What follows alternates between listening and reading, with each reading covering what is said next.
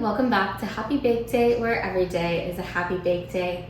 I hope your honey loaf cake from last week, where we used Bee Friends Farm honey, turned out sweet and delicious. If you missed that episode, you can check it out right here.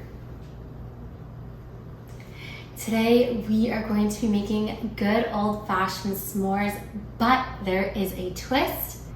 We're going to be making our graham crackers from scratch. Now, don't get me wrong, the crackers that you buy at your grocery store are always good, but homemade, these are really going to level up your s'mores. Now, the ingredients you're going to need to make your graham crackers today are 1.5 cups of whole wheat flour, 1/3 cup of light brown sugar, 3/4 teaspoon of salt, 1/4 teaspoon of baking powder, 1/4 teaspoon of baking soda, 1/2 cup of unsalted butter, 2 tablespoons of honey, 1 tablespoon of whole milk, and 1 teaspoon of vanilla extract.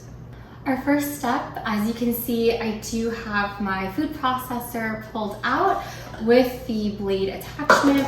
What you're going to do is put your dry ingredients into your food processor and pulse it a few times to blend everything together.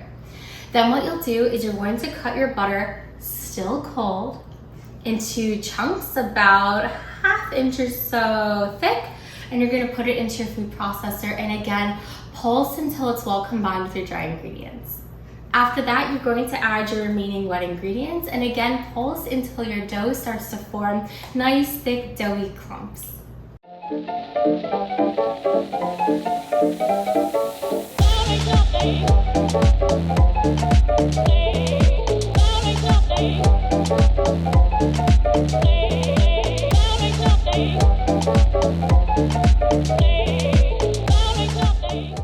Our graham cracker dough is ready to go. I still have mine here in the food processor.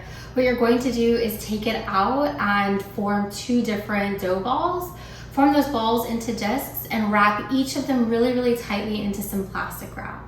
What you'll do is you're going to store them in your refrigerator for about an hour, and it does need to sit in there for the full hour. A little bit more is fine, but for at least an hour, because you want your butter to re-solidify and harden again, because then it'll make the rest of this really easy to roll your dough out and to form the crackers. But like I said, you're going to separate it into 2 discs, wrap them into some plastic wrap, and put them in your refrigerator for an hour.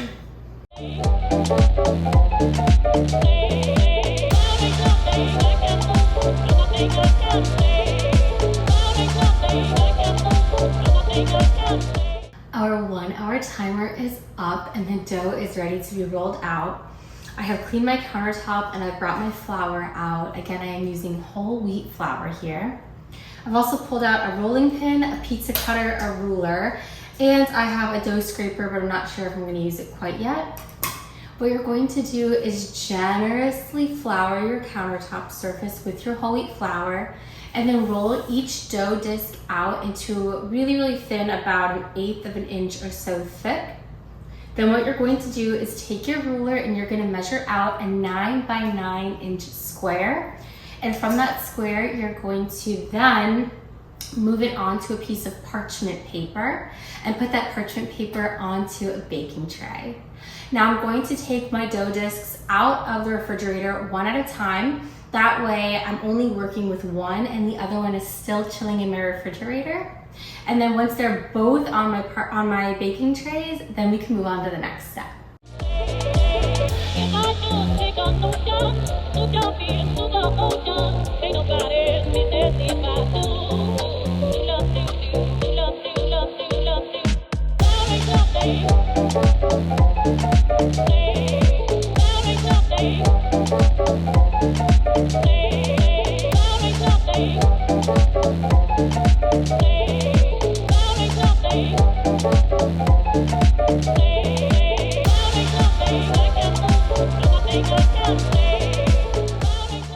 Our dough has been rolled out and cut into squares. I've got both of mine here on parchment paper on my baking tray.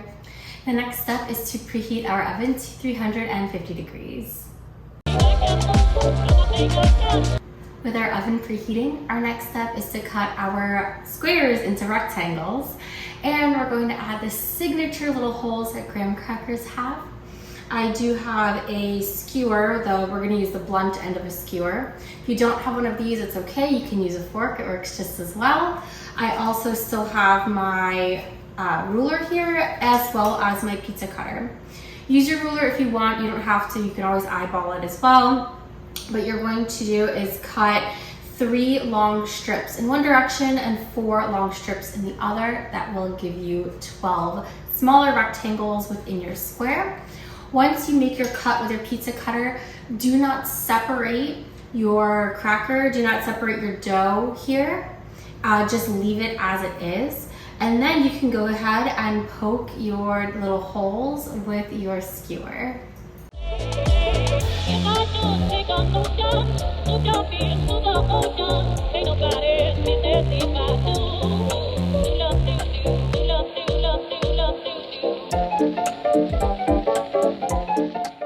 Once your oven is finished preheating, you could put both of your trays right in. You're going to bake these for 8 minutes. Then you're going to rotate your 2 trays and you're going to bake them for about 8 or so minutes more, or until they're nice and crispy and they're smooth and dry to the touch. After that, you can take them out and you're going to let them cool down on your tray all the way down back to room temperature. Might take about 15, 20, maybe even 30 minutes or so. And once they are completely cooled down, then you can break them apart right at our cut lines and separate them into individual crackers.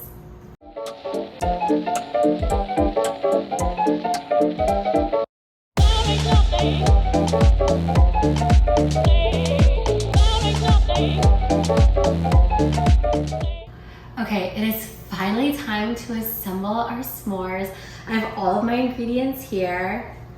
Our graham crackers look amazing. So to make these delicious, delicious s'mores, you're going to need the following ingredients. 1 batch of homemade graham crackers. A total 24 graham crackers should yield 12 total s'mores. 1 to 2 full-size chocolate bars, 12 large marshmallows, and some FreshJax Campfire sea salt. So since we're not actually toasting these over an open fire, but I still want to have that campfire, nighttime feel and taste, I'm going to be using FreshJax's Campfire Smoky Sea Salt. We're going to just sprinkle a little bit of that over our marshmallows after we toast them, and it'll make us feel just like we're camping under the stars. It's going to be great. What you're going to do is take your graham crackers and you're going to line 12 graham crackers on a baking tray. I've lined mine here with some aluminum foil. Then you're going to add 1 to 2 squares of chocolate on top of each graham cracker. You'll take a butane torch and just lightly melt the chocolate just a little bit to soften it up. Then you'll top each of the pieces of chocolate with a marshmallow. Again, you'll toast your marshmallow to as crisp and toasty or lightly brown as you want. After that, sprinkle with a little bit of your smoky sea salt, add another graham cracker on top, and these are ready to enjoy.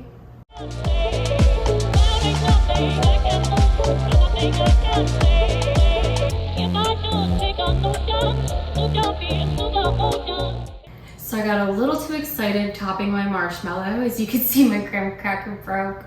It's okay, it's still gonna taste delicious. I'm very excited about diving right into these. I'm not gonna make them all today. You can easily store your graham crackers and your marshmallows. Keep your graham crackers in an airtight container, and then you can enjoy them for the next couple of days. Thank you so much for joining me today while we made our delicious homemade s'mores with our homemade graham crackers. Please don't forget to like the video and subscribe to the channel if you had fun baking with me today. I appreciate each and every single subscriber as you join me on this journey from banker to baker. Don't forget to follow us on social media or visit our website for this and all of our other fun recipes. And don't forget to give FreshJax a follow as well and visit their website for their recipes too. Until next time, I hope you have a very happy bake day.